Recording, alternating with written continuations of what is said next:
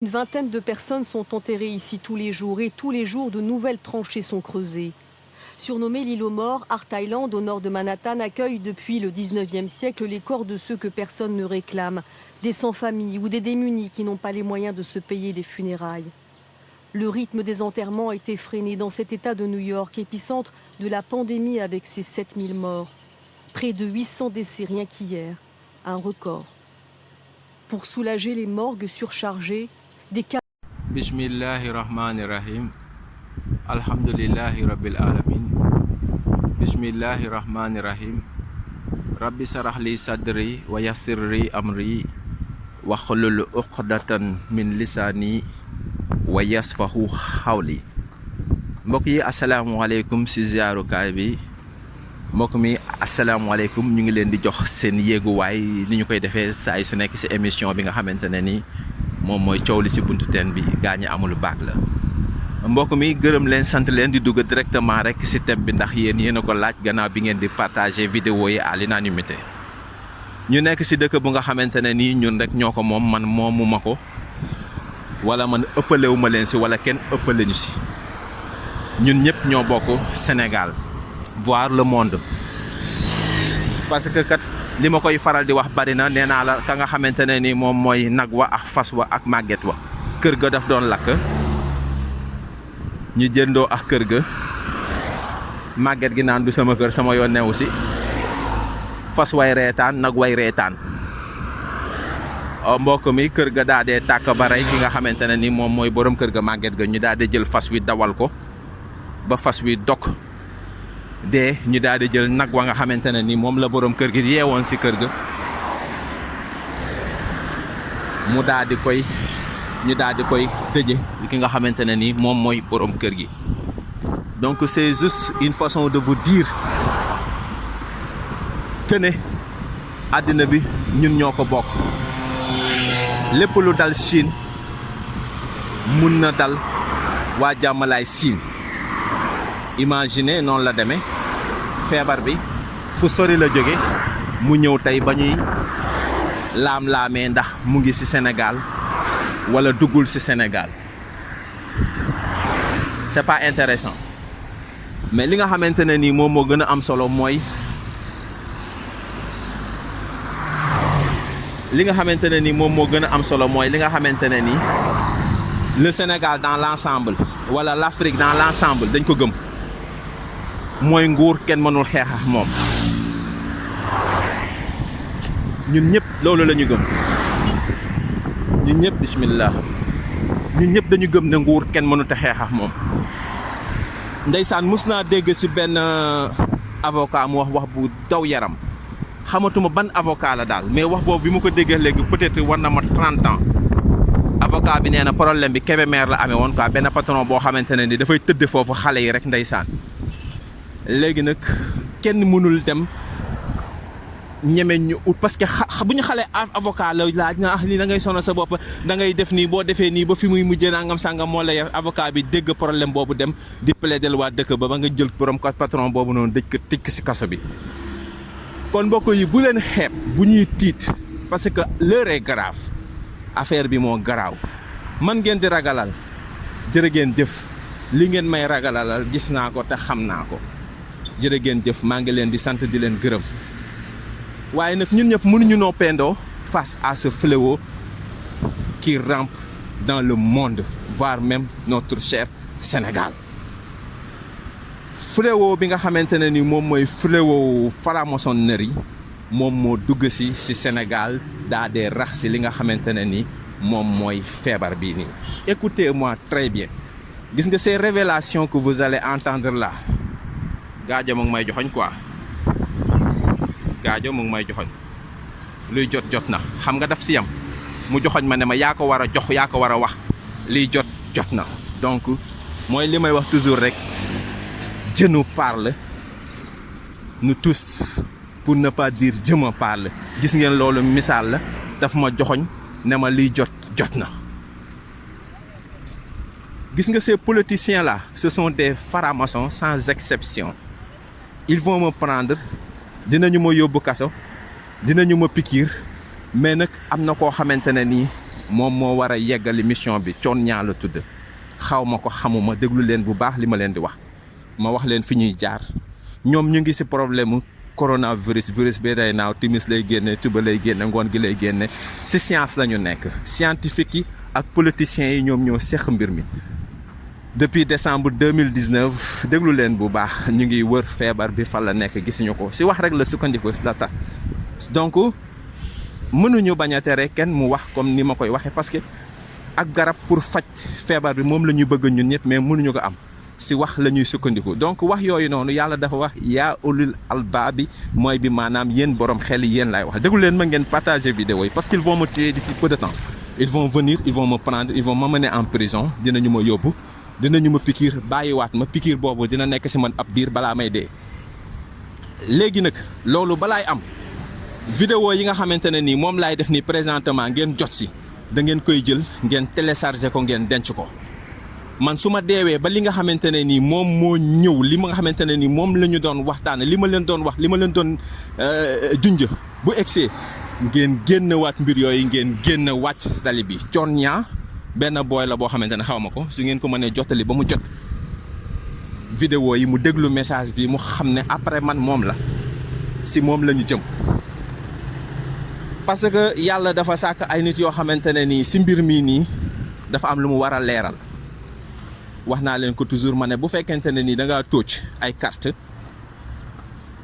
nga bëgg a def fraude yàlla dafay jël carte bi nga xamante ne nii moom nga jël mooy as bi pour boo ko demee ba boo ko laata depuis mu jël ruuj bi ko moo xam ñaari trèfle nga yoroon ak benn 10 ak as bi pour nga daaneel nee na mu jël li nga xamante ne ni moom mooy as bi nag daal di koy téye yow da ngay foog ne as bi mu ngi toujours foofu parce que moom nga tuloon sàcc ko mépp ko nee na boo dibbee rek ñu gis ne yow ab 10 nga fa dégg ak ñaari trèfle vous comprenez ce que je veux dire donc si liy xew nii nañu wax alhamdulilahi rabil alamin wax alhamdulilahi rabil alamin wax alhamdulilahi rabil alamin li olof yi di wax naan yàlla buy defar dafa mel ni que dafay yàq na ngeen gëm bés ni ki tey ne yàlla lii nga xamante ne ni moo xew ni présentement yoonu defaraat àddina bi moom la ci jublu su fekkente ne ni man maa leen yëpp ngeen ne ma yow yaa ñu yëpp comme ni ma koy waxee toujours su fekkente ne ni ñoom ñoo leen yëpp nee leen yéen a ñu yëpp toujours dama leen di wax ak ay précisions di leen indil di leen tegal li tax nag vidéo yi wër àdduna nag du lenn lu dul loolu parce que nag xoolal naar bi loo ko bañ da ngay nangu ne xees na bu dee naar bu xees bi la bu dee naar bu ñuul bi la nga ne dafa ñuul te ku gis nen nag da ngay wax ne nen a ngi nii xam nga nag man mënuma di wax ci ngelaw rek waxoon naa leen ko deel bi ak deel bi lii ñaari concom bu ñu dajee ñu ne dañuy nuyoo ay deel la beneen deel bi moo nekk nii boo dugalee fii sa bopp nga ne da ngay fontu sa bakken nga ne ñu ne foofu nga war a tiseelee quoi foofu nga war a defee xaw ma ne sa gémmañ booy xaw ma lan ak lan ak lan beneen deel bi mooy masque bi masque deel la donc li ma leen di wax nii xalaat leen bu baax donc ay signe de franc-maçonnerie la deel wax naa leen deel yi li muy wundu ñetti deel yi mooy ñaari concom yi bu ñu dajee deel lay formé ak beneen bi nga xamante ne ni moom moo ko ñetteel mooy bi nga xamante ne ni moom la ñuy def si gémmañ gi quoi ñu ne booy saxat da ngay lem nii sa loxo def ko foofu quoi mbokk mi ba àddina sosoo ba tey su dee man maa leen yëpp ngeen ne ma yow yaa ñu yëpp su fekkente ne nii ñoom ñoo leen yëpp ne leen yéen ñu yëpp bi àddina sosoo ba tey ndax mës ngeen a gis lu ñuy def ba pare di si génne lislaam dugal seytaane teg ko si télé yi lu tax feebar bii nii boolewuñu sur les religieux ñu ñaan ñuy teg alxuraan si télé yi comme ni ñuy tegee musique chaque jour su fekkee man maa leen yëpp ngeen ne ma koo ji yow yaa ñu yëpp su fekkente ne nii ñoom ñoo leen yëpp nee leen yéen a ñu yëpp yàlla moom moo may waxloo ndeysaan dama ne yàlla li nga xamante ne nii moom lay wax mu ne yaa ulul albaab bi mu ne bi maanaam ñi nga xamante ne nii ñoom ñooy borom xel yi ñoom laay waxal dafa jël kiiraay rideau muur ko seen diggante yéen ak ñooñu bu leen yàkkamte dinaa leen tegal vidéo ki nga xamante ne ni dafa dee ci coronavirus ba pare di wax di témoin ni ñu ko rayee ak ni nga xamante ne ni moom moo ci xew loolu yéeme la lu kéemaane la. léegi kiiraay boobu dafa am ñu ko yàlla di muril ay code la daf koy décoder ñenn ñi wax naa leen ko ci deel yooyu noonu deel yi wax naa leen ne benn bi daraja la ndeysaan beneen bi jigéen la sexe beneen bi mooy li nga xamante ne ni moom mooy daraja la ah sexe la ak li nga xamante ne ni moom mooy alal ah waxoon naa leen ko si le Sénégalais qui a rendu ses papiers yaa ngi dégg donc. Été effondré par un petit machin. Un petit machin microscopique appelé coronavirus bouleverse la planète. Quelque chose d'invisible est venu pour faire sa loi. Il remet tout en question et chamboule l'ordre établi. Tout se remet en place, autrement, différemment. Ce que les grandes puissances occidentales n'ont pu obtenir en Syrie, en Libye, au Yémen, ce petit machin l'a obtenu. Entre parenthèses, cessez-le-feu, trêve. Ce que l'armée algérienne n'a pu obtenir, ce petit machin l'a obtenu. Ce que les opposants politiques n'ont pu obtenir, ce petit machin l'a obtenu. Entre parenthèses, report des échéances électorales.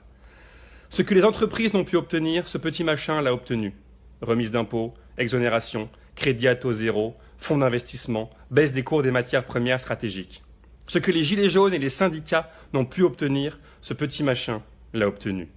Baisse des prix à la pompe, protection sociale renforcée.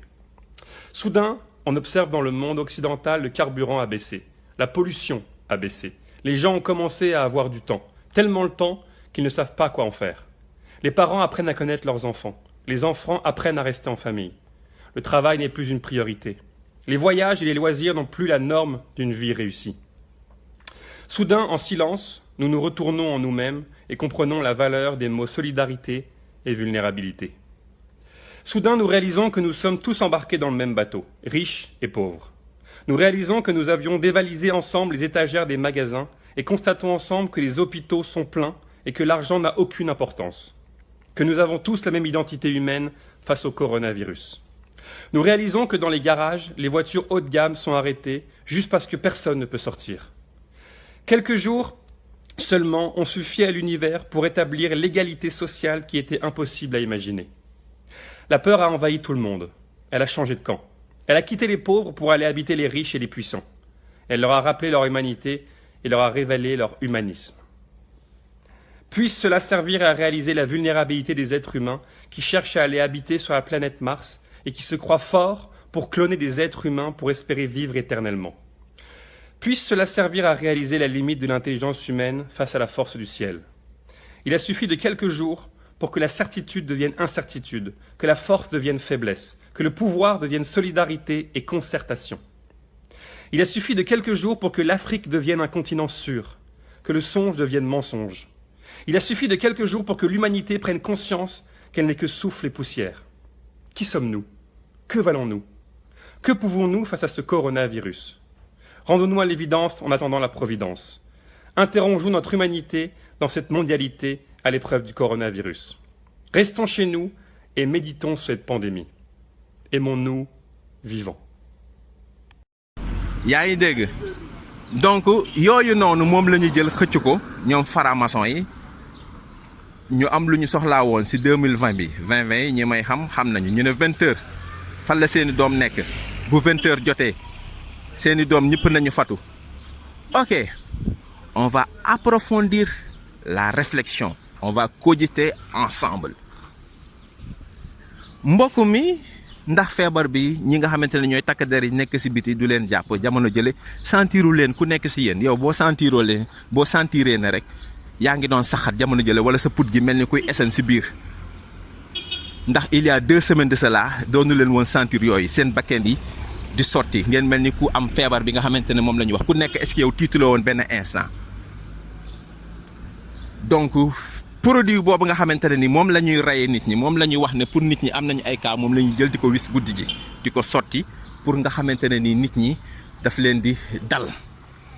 Heureusement par la grâce de Dieu pour tiital rek mooy li nga xamante ne ni moom mooy jubluwaay bi dañu koy def la nuit parce que ñi nga xamante ne ni ñoo koy def nag bu fekkente ne ni produit bi si biti la nda nekk nañu protéger seeni ay tànk ils vont venir ils vont me prendre dinañu ma rey mais xam nga ku njëkk a dee ba pare xam nga dee mën a yàlla dee la sàkk balaataa sàkk dund mais Thione Niang tu vas prendre la relève tu vas diriger le Sénégal tu vas aider les Sénégalais et je vais te dire comment tu vas faire pour prendre la relève pour dimbali Afrique en particulier parce que da ngay ubbi buntu bi pour maa ngi jégalu d'avoir cité ton nom ils peuvent même ñëw si yow commencer di lay xatal di lay gundu xatal mais balaa may dee il faut que ma bàyyi message bi pour ñu xam ne Thione Niang moom moo war a jël relève bi nga xamante ne nii moom mooy relève bu Sénégal moom moo war a changer affaire bi moo tax ma ne la yàlla moo indi lu ni mel pour defar lu bari si defar boobu si laay ñëw après gannaaw bi ma ñëwee si yàq yi. donc ay produits la yoo xamante ne dañ koy sotti si biti quoi pour tiital nit ñi quoi di wax ay cas Pikine cas Guédiawaye cas Thiaroye cas fële mais la moo tax ñu bëgg a xëy rek si science xalaat trouvé wuñu vaccin ba léegi nii kon affaire wax la léegi ñi nga xamante ne nii ñoom ñooy les politiques. ak les scientifiques ñoom ñoo seq mbir mi boolewuñu ñu si mbir mi benn yoon seeni xalaat seeni jëf moo waral ki nga xamante ne mooy Macron xëy rek dem fële nga xamante ne ni moom mooy si Raoul professeur Raoul si docteur am parce que moom amul droit dem song directement Raoul il n'a pas ce droit parce que moom du médecin xamul si médecine dara du scientifique donc moom dafa demee dooleem dafa demee li nga xamante ne mooy sañ-sañam ak xelam donc amul dara loo xamante ne fi mu nekk dañ koy wax teg ko lu dul si virus bi bu ñëwee après buñ demaatee déconfinement après nit ñi dañuy dee après loolu xalaat la donc comme si xalaat la sukkandiku mënuñu ñu tere xalaat ñun tamit ñu sommes des scientifiques comme eux par la grâce de Dieu xalaat la science mooy scientifique mooy science kuy science discernement amab ràññee xel ak xalaat li may wax ni yëpp répétition la groupe yi ma participé si interview yi ñu ma jël si chronique yi ma def yëpp xam nañu ne wax naa bu yàgg depuis 3 mois maa ngi wax ci mbir mi maa ngi wax ci fu mu ci toll xaalis bi nga xamante ne nii képp ku ci participer faramason nga sans exception dama ne képp ku jël xaalis jox ko gouvernement bi faramason nga sans exception ci loo xam ak ci loo xamul attention foofu la point bi ne maa ngi jéggalu si ñi nga xamante ne ni ils ne me comprendront pas maa ngi xeex pour ñoom mais ndeysaan ñoom ñooy ñëw xeex ma jàpp ma rey ma te ñoom laay xeexal xam nga foofu la nekk moom mooy diviser pour mieux régner mais yàlla mun na leen dimbali bu ngeen partager vidéo yi ñu am yërmande si li may wax xam ne man amuma lu may xeexal pour sama bopp Afrique ni mu toll àddina bu mu toll su ma si jot a jox ab cër fu ma tëdd rek lay nekk ak lu ma lekk ak lu ma naan mënuma jël Afrique yëpp yor ko tëddee ko di ko tëdd si néeg bi tëdd si néeg ba le sol si dàll wala sol si dàll donc maa ngi wax pour toute une nation ñu gëm ne il y aura toujours des Lumumba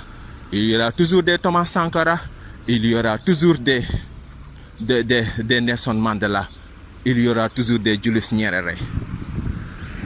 dina am toujours ñoo xamante ne ni dañuy défendre la cause de l'Afrique voire la cause du monde. Le monde est plongé dans un chaos dañu jël àddina bi yëpp dugal ko si loo xamante ne ni moom sax àdduna si boppam xamuñ nasaraan yi les grands scientifiques ils savent pas ce qui se passe actuellement ñëpp ñu ngi nag seeni bopp ils se posent des questions qu'est-ce qui se passe tout à coup qu'est-ce qui s'est passé lan moo xew ils se demandent ils se posent des questions ils veulent savoir ce qui se passe je vais les expliquer ce sont des francs-maçons qui ont prédit depuis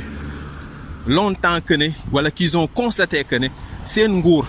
la franc-maçonnerie dafa ñàkkoon nguuram dafa demoon ba seen jinne yooyu nga xamante ne ni ñoom moom la ñuy jaamu jinne yooyu noonu amatuñu pouvoir léegi yow bu fekkente ne ni dañ ngay digal ay sarax boobu dañ la koy digal pour nga am loo xamante ne ni moom ngay jox neexal rab bi wala jinne bi dama ne la su fekkente ne ni da ngaa ñëw si ëpp sëriñ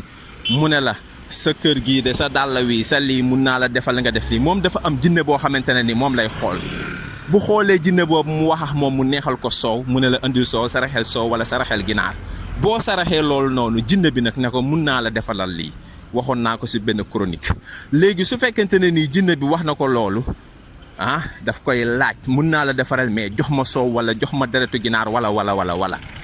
nga jox ko 1 million mu ne la léegi mun naa la ko defal mu nekk 10 millions léegi rendil ma béy nga jox ko 10 millions yi mu defaral ko mu ne léegi mun naa la defaral mu nekk 100 millions rendil ma naak léegi nga jox ko nag bi mu ne la mun naa la defaral mu nekk 1 milliard defaral ma deretu nit deretu puni wala deretu deret léegi mun naa la jox nga nekk le roi du monde léegi tëjal nit ñi nga mettre leen en prison la science l'inconscience et la conscience boo tëjee nit ki pendant certaines heures xelam dafay tëju moo tëj xelu tubaab yi parce que tubaab yi dañu xam promenade tax yooyu dafa bokk si ñoom léegi nag nit ki boo ko bëggee hypnotiser boo ko bëggee jël nga jël ko kii ko terroriser ko da nga koy def li nga xamante ne mooy confinement buñ la tëjee rek sa xel mi day jaxasoo moo jaxasoo xel waa àddina confinement boobu nga xamante ne nii confinement interne la confinement boobu nga xamante ne nii moom mooy confinement total moo jaxase bopp waa àddina tubaab yi xamatuñu mënatuñu xalaat présentement parce que li tax mënuñu xalaat mooy tëju bi ñuy tëju la conscience et l'inconscience li nga xamante ne ni moom mooy def nit ki muy xalaat pendant 24 heures sur 24 lucidité des fois mu lucide des fois du lucide li nga xamante ne ni mooy partie inconsciente bi bu tourner lu bari rek nit ki dafay dem ba dafay dox dootul mën a xalaat quoi léegi bu ñu ko tegalee télé bi tegal ko musique bi pour distraire ko mbokk mi la moo tax musique rek quoi ci télévision yi quoi pourquoi la musique rien que de la musique ñu jël ki nga xamante ne nii moom mooy Queen Biz ñu jël ko jox ko prix bi ñu ko jox ci fecc ak fo ci lu ñu ab feebar moo am su fekkee man maa leen yëpp ngeen wax ma su fekkente ne ni ñoom ñoo leen yëpp ngeen wax ma fan la ñu jële ay niw di koy teg nit ñi di fecc télé bi di fecc tekk ay masque ñuy fecc nit ñi di dee ñu ne àddina baa ngi dee ñuy teg musique su fekkee man maa leen yëpp ngeen ne yow yaa ñu yëpp su fekkente ne nii ñoom ñoo leen yëpp ne leen yéen a ñu yëpp dëgg du romb ab nopp comme li may wax toujours ma ne télé yi musique rek lañ siy teg fu ñuy ñaane ñaan day yàq ñi niw yi kañ dañ leen war a accompagner ak ay ñaan ala kulli haal loolu moo jaadu léegi mbokk yi la moo tax niw yi ñaanaluñu leen waaye ñu jël nit yi di teg ci télé bi fecc rek waa alxuraan bi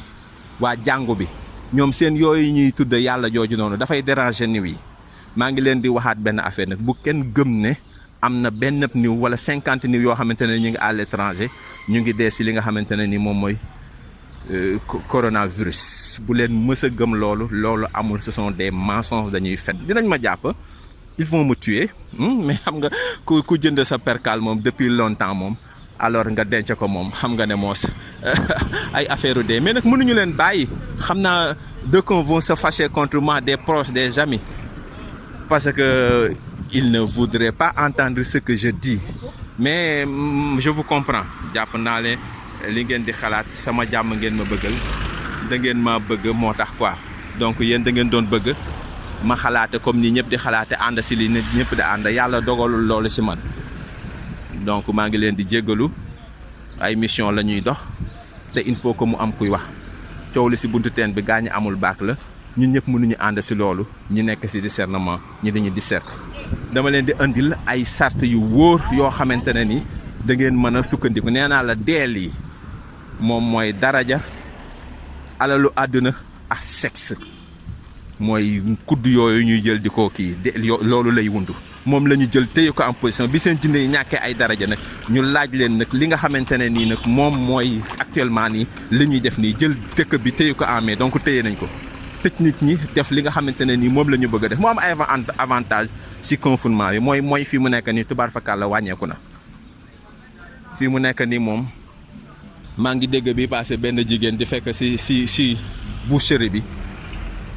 muy wax ne ñoom moom fi mu ne ni léegi ñu yuuxu quoi parce que dañuy jaay seen bopp te mënatuñu génn pour dem jaay ji seen bopp comme ni ñu ko daan defee quoi góor yi aussi naka sa noonu quoi seen sax yi bu yëngatoo dutuñu xamante fii mu nekk nii foofu la ñuy fan la ñuy aw quoi donc côté boobu noonu am na lu positif je salue et j'aime beaucoup si côté boobu bu fekkente ne nii bu ñu passé tamit mun nañu gérer côté boobu je suis pour donc nekkuma pour di xas kii wala di yëkkati kii wala di ŋàññe kii wala di daaneel kii nii ñi ma xam di ma suivre depuis des années xam nañ ne je serai jamais politique dans ma vie waxuma ci affaire politique. suñu waxtaan mooy lan mooy àddina jafe na al azma al kawniya la crise planétaire àddina yëpp lëndëm na jafe na wal xallu suufi saafara gu mun a jógee ci niti yàlla yi saafara bu mun a jógee ci niti yàlla yi kon la solution des mystiques waxuma la solution mystique la solution des mystiques c'est pas une solution mystique mais une solution venant des mystiques ana nag baat yooyu ma wax balaa ñi cee sóobu dañ ko war a tekki loolu la ñu wax définition ak taarif al mafahim terminologie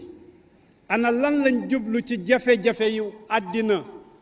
donc par la crise planétaire al azma al kawniya lan lay tekki mun nga koo tënk ci ñaari baat nga ne la crise planétaire elle est multiforme et multidimensionnelle soo ko doon tekki lan mooy jafe-jafe àddina da ngay ne oppas màggat la féppay métti oppab màggat la bët yaag nopp yaag bëñ yaag tànk yaag bopp baag féppay métti kon loolu mooy la crise planétaire mooy une crise multiforme et multidimensionnelle féppay métti ñu ngi nekk ci diggante ragal ak yaakaar ragal ak yaakaar nit daf cee war a nekk ndax nit amul problème solution rek la am lépp loo gis rek yàlla résoudre na ko ba pare waaye solution boo gis itam fokk problème am solution dooru judd kon fokk nit di am problème waaye fokk nit di trouver solution waaw àddina bi dem ba amatul solution nag mu mel ni ab laaj dafay laaj waaw àddina bi ndax dafa ñàkk lu démb amutoon àddina dafa doyadil jukko yu rafet dafa jàpp ne am ak ñàkk baax ak kawe yëkkatikook ñàkk yëkkatiku mooy nga tàggook jukko yu rafet rek noo gën a mun a karabaane noo gën a mun a fenee noo gën a mun a naxantee noo mun a génnee ca wax ja nga waxoon noo mun a rek àddina jàpp nañ ne hé kii mooy yeewu jàpp nañ ne lépp riis la lépp naxaate la kon nga ne crise bi ndeke du crise u ñàkk crise des valeurs la ay jikko ñoom lañ toog ba mu yàgg rek ñu seppi ko ne bokku ci li ci des yépp nag ñu daldi ne nu may amee oto bu rafet nu may amee kër gu rafet nu may amee paas nu may amee nàngam la waroon a nekk moyen ñu def ko fin la waroon a nekk fin ñu def ko moyen kon loolu moo tax sur le plan politique àddina dem ba tege tembe ndax àddina jooju dañ cee jàngale ne la fin justifie les moyens soo sàccee walla nga fen ba nga am danañ fàtte sàcc bi danañ fàtte lépp yaa baax rek ngay dégg loolu lañ foog ba tax ñu war a gannaawal jikko yu rafet dama la ne woon oppas màggat la féppay métti c'est une crise multiforme et multidimensionnelle àddina bi yëpp mi ngi doon coow ci li ñu wax réduction des populations dañoo war wàññi nit ñi suñ leen wàññiwul dootuñ am luñ lekk dootuñ am luñ naan loolu moo indi planning familial yi ngeen di dégg looloo ko indi mooy nit ñi nañ wàññi njuréef gi nañ amal ay guerre suñ amul ay guerre nit ñi dootuñ am luñ lekk idée yooyu ku ñu wax Malthus bokkoon ku ci sori lool xóotu ci di ko wax li tax ñàkk am mooy il y a un problème de redistribution des biens am koom-koom mi lañ séddalewul séddale ba ca war dañ ko séddalee noo xam ne taxas dafay demee boor ñi ñàkk di gën di ñàkk ñii am di gën di am lu waral àddina dem ba xat ñiy joxoñ diine di xeex ak diine di xeex ak soroor di xeex ak ay ilimaan di xeex ak lu nekk rek lu ñu wax joxoñ ñel lu ko waral te ndaxam ku nekk rek mënoon ngaa nekk ca la nga nekk te doo ci xatal kenn jàmm ne ñooy àddina tey zulumaatun ba'duha fawqa ba'd ñetti lëndëm moo ko ëmb benn lëndëm bu njëkk bi mooy lëndëm ak réer nit ñi jàpp nañ ne xam nañ te tey lañ gën a réer puisque réer dëgg mooy yaa ngi téye li nga doon ut ba pare nag teg ko fa di dem di ko utiwaat fu mu nekkul